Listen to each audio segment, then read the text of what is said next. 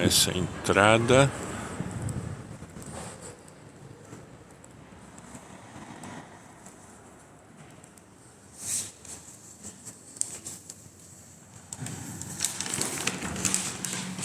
Reparem a beleza.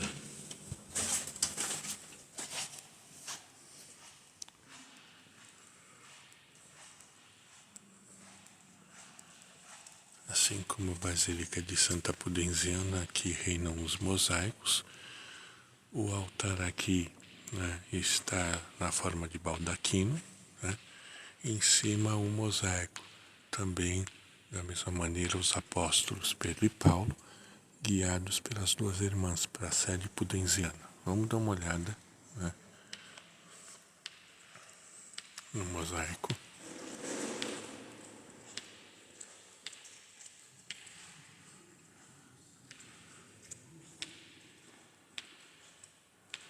Reparem que a iconografia desses primeiros séculos, ela é uma iconografia que trabalha tanto com a ideia dos personagens históricos quanto dos símbolos eucarísticos, como o Cordeiro, né? O Cristo Pantocrator, o Cristo Todo-Poderoso, sempre no centro da imagem. Do lado os dois apóstolos, Pedro e Paulo, e logo a seguir as irmãs Pudenziana e Prassede. O que é interessante notar também é que vocês veem a auréola, né? A auréola é circular nos santos e a auréola quadrada no bispo. Por que a auréola quadrada no bispo? É porque o bispo ainda estava vivo quando a igreja foi, quando o mosaico foi feito. Isso é muito interessante também. Essa igreja passou por inúmeras reformas, né? E o que é bastante interessante é que se a gente olhar, né, para o recinto, a gente vai ver arte barroca, arte neoclássica, né? Aqui embaixo do altar, a cripta com os corpos das duas irmãs. Vamos descer para ver.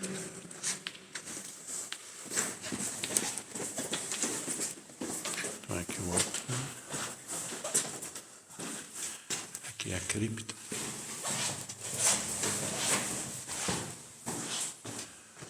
Os túmulos são túmulos paleocristãos, então os motivos ainda são motivos clássicos romanos de um lado e de outro. E ao final, a capela. É uma igreja surpreendente, né? Essa igreja também possui uma grande área inferior. As igrejas aqui desta área de Roma, nós estamos no Monte Esquilino, são igrejas que de uma maneira ou de outra tem dois, algumas chegam até 3 níveis do solo, né? Vamos subindo novamente.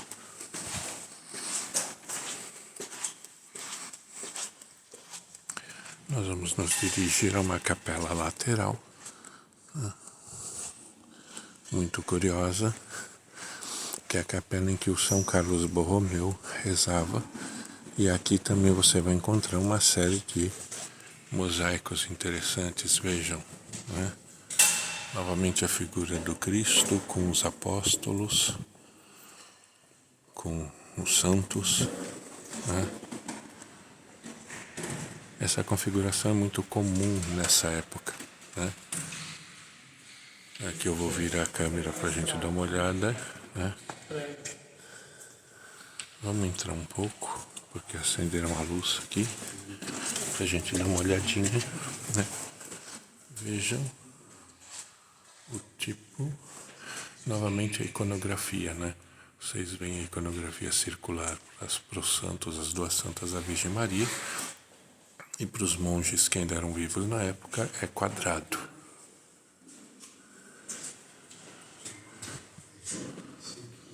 Aqui o altar central, sempre a temática mariana. Nessa área do Esquilino, as temáticas ligadas ao Natal, ao surgimento de Cristo, elas são muito comuns, porque é uma área que historicamente foi dedicada a reproduzir Belém na Judéia.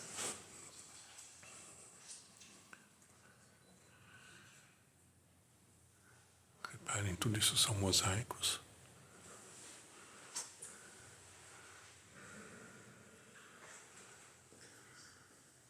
E essa capela possui um diferencial, que é onde estaria a pilastra em que Jesus foi açoitado. É muito comum terem trazido, nos primeiros séculos do cristianismo, para Roma e também para Constantinopla, objetos que estariam associados ao sacrifício de Cristo, à vida de Cristo de forma geral. Então, em Santa Maria Maior, seria o presépio. Aqui, a questão da estaca em que Cristo foi flagelado. Novamente, reparem a beleza disso.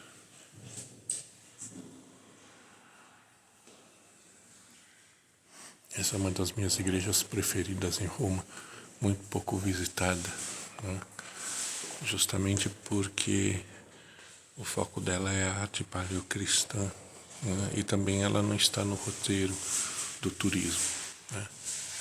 Como eu falei, é dedicada a Santa Praxede, e do outro lado do Esquilino tem a basílica dedicada a Santa Pudenziana.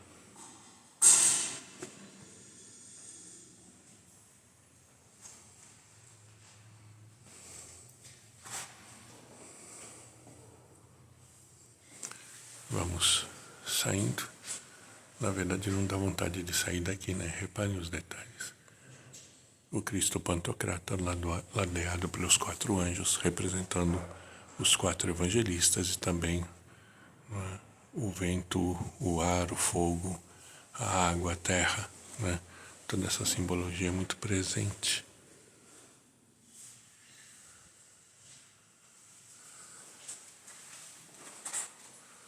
Olhando novamente.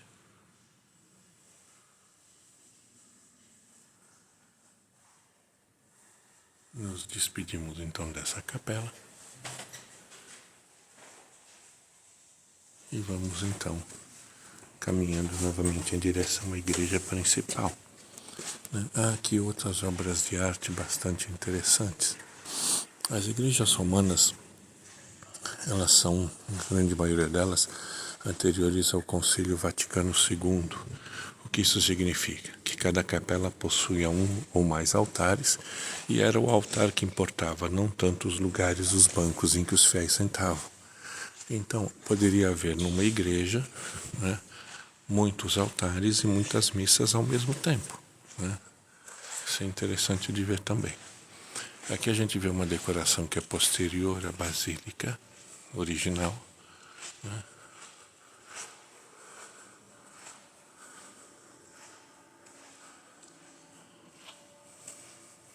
Novamente uma visão de conjunto, né, do altar central.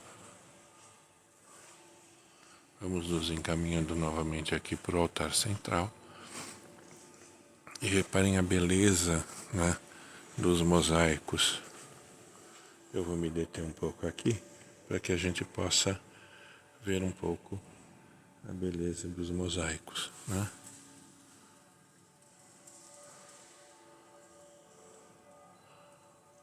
Está tocando o sino, agora são exatamente meio-dia.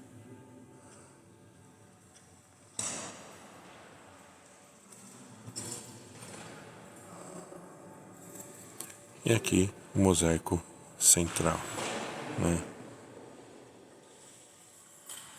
Essa simbologia acompanha todas as principais igrejas. A gente vê isso em São Clemente, Santa Pudenziana, Santa Maria Maior, São João Latrão, no Batistério de São João Latrão, e São Cosme e Damião. Nós vemos em várias outras igrejas romanas, né?